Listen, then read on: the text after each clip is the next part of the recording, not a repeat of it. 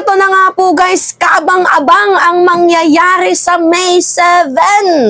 Bakit naman po kaabang-abang, Mima? Dahil kumpirmado na po, confirmed na itong si Maricel Soriano, Diamond Star actress, ay a-attend nga po sa Senate hearing ni Senator Bato de la Rosa sa Committee on Public and Dangerous Drugs. A-attend po guys itong si Maricel Soriano. So ngayon siya po guys yung whistleblower. Kung totoo nga bang kasama niya si PBBM na gumagamit at sumisinghot ng white powdery or tinatawag na MJ or pulburon, kung ano pa bang tawag sa klase ng droga na yan. So ngayon nga po guys, sa May 7, kaabang-abang, ano? Anyway, ito yung balita, basahin ko muna sa inyo. Senator Ronald Bato de la Rosa kinumpirma ang pagdalo ng aktres na si Maricel Soriano sa susunod na pagdinig ng Senado kaugnay sa issue ng paggamit umano nito sa ipinagbabawal na gamot.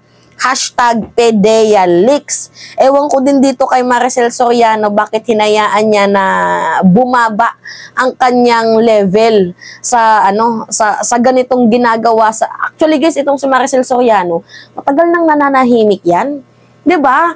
Hindi nga kayo pinapakailaman yan, hindi nga yan namumulitika.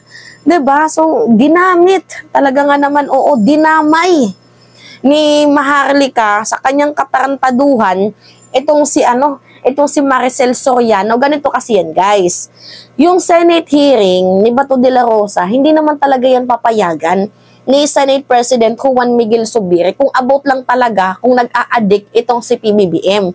Hindi yan papayagan ni Zubiri yung na yan, kung nag-a-addict itong si PBBM. Kaya nga yung title nila, di ba, PedeaLeaks. Ang pag-uusapan dito yung naglabas ng dokumento.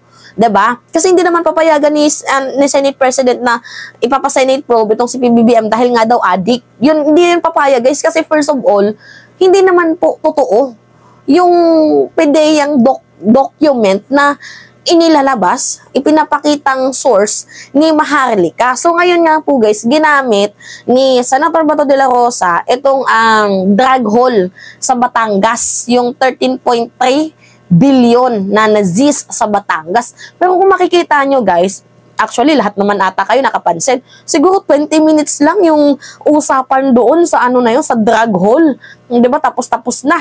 Kasi nandyan naman guys, nakapresent na yung facts, nandyan yung evidence, may video, blah blah blah. So walang naging question. Ginamit lang po nila yung way. Kagaya ngayong May 7, gagamitin din po nila way yun. Kasi, di ba, may papatawag ko, no? Pero guys, kung mapapansin nyo, sa Senate hearing na isinagawa ni Senator Bato de la Rosa sa kanyang Committee on Public and Dangerous Drugs, kung mapapansin nyo, mas nakatuon, mas nakafocus sa PedeaLeaks, which is, hindi naman na-tackle doon, hindi naman. Kung mapapansin nyo nga si Morales lang nga yung pinagsasalita nila, 'di ba?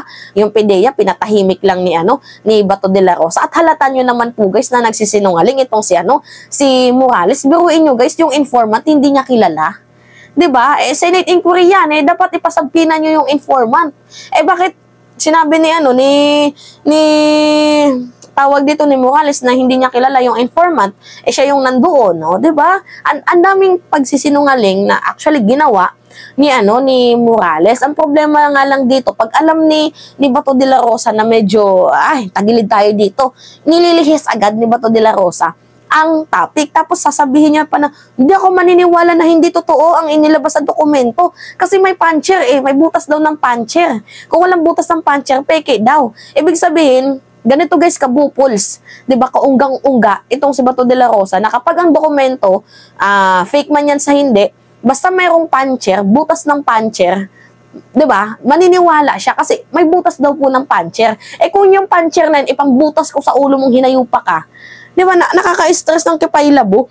Sa totoo lang guys, alam niyo, stress na ako dito sa committee ni Senator Bato de la Rosa kasi masyado nilang inaabuso na, ginagamit na nila itong kapangyarihan ng Senado para i-demolish itong si PBBM. Okay, sabihin na lang natin, ginamit na nila, nandyan na tayo sa punto na yan. Pero guys, kung makikita nyo, ang bubuls talaga kasi First of all, hindi nga totoo yung dokumento, tapos pinipilit nyo pa, tapos ngayon, meron pang mga nadadamay na tao. Anyway, malalaman na lang natin yan kapag kapag umattend itong si Maricel Soriano, kasi yung Senate hearing ngayon, parang ginagawa nilang comedy show. Kung hindi man comedy show, ang ginagawa nila parang show business sa politika. Pansin nyo guys, 'di ba? Ang laki talaga ng atraso ni Bato sa atin. Tapos nakikita niyo yung political drama nila.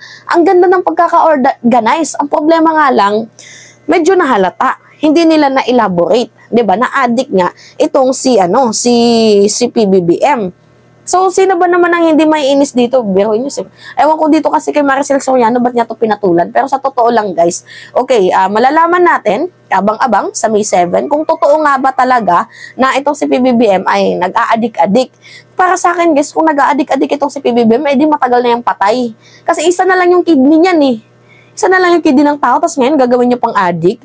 Diba? Masyado na kayong insulto. Kagaya nito guys, alam nyo kung bakit pinupursyon nila yan? Kasi wala na silang ibang bala. Lahat ng bala, ibinomba na nila. Lahat ng bala, ipinutok na nila. Kaya wala na silang maisip na iba.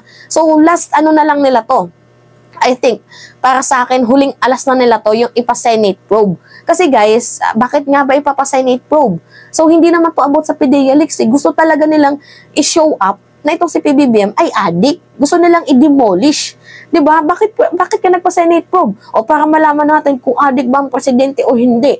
Diba? Ganun po sila kababaw. Ganun po sila kaampaw. Ganun po talaga sila mag-isip. Diba? So ngayon nga po guys, alam nyo naman ata yung umuugong na balita na dapat this July mapatalsik na itong si PBBM. So bakit nila gustong mapatalsik? Kasi nga naglabas na din si Trillanes eh. Another worst nightmare na nila to. Yung ICC, lalabas na yung formal arrest warrant. Posible.